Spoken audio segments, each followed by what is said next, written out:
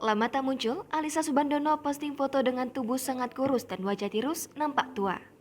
Pasca menikah dengan Dude Herlino, tak sedikit yang mempertanyakan kabar Alyssa Soebandono. Apalagi saat ini Alyssa Soebandono jarang tampil di layar kaca dan bermain sinetron. Namun baru-baru ini Alyssa Soebandono mengunggah fotonya di Instagram pribadi. Penampilan Alyssa Soebandono membuat netizen pangling, sebab artis yang dulu tenar dengan banyak membintangi sejumlah sinetron itu jauh sangat berbeda. Ketika muda, paras wajahnya begitu cantik dan juga terlihat berisi badannya.